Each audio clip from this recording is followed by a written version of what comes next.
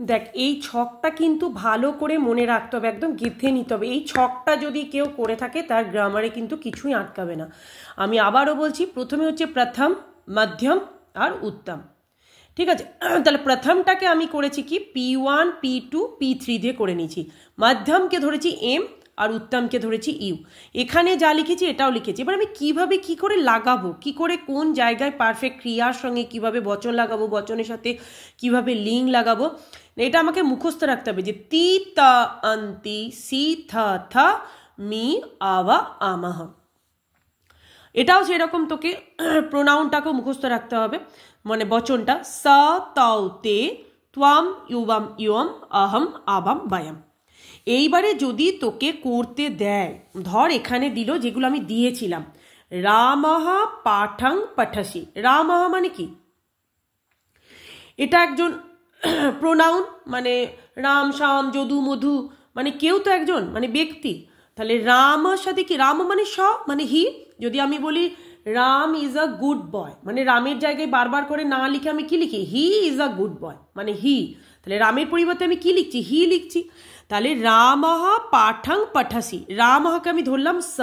তাহলে সয়ের সাথে ক্রিয়া কি লাগে, সায়ের সাথে P1 যদি থাকে সেই ঘরটাতে কিন্তু ক্রিয়াটাকেও P1 লাগাতে হবে।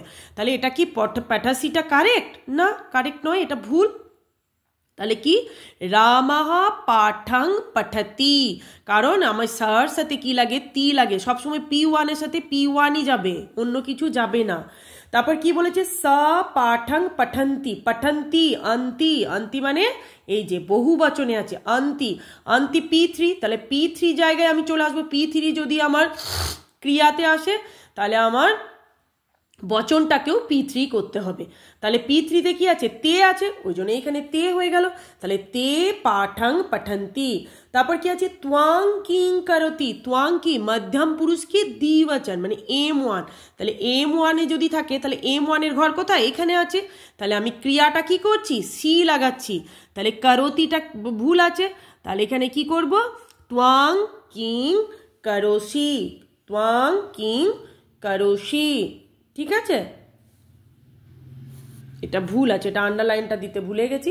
তাহলে এইটা আমাকে মনে রাখতে হবে সব সময়, যে আমার কোথায়। এই প্রথমে আমি এই ছকটা করে নেব, তি তা অন্তি সি থা থা মি আবা আমহা, তার সাথে এইটা করে নেব, সা তাও তে ত্বাম ইয়োবাম ইয়োবাম আহম আবাম বায়াম। আর এইটা আমার মনে রাখতে হবে, পুলিঙ্গায় সা তাও তে, স্ত্রীতে সাটা সা হয়ে যায়, দ্বিবচনে তে তা, আর তৎ তে তানি। এই যে আমি করলাম না, সুন্দরানি, পুষ্পানি। তাহলে এই ছকটা কিন্তু অবশ্যই করতে হবে, এটা করলেই কিন্তু পুরোটা ইজি হয়ে যাবে।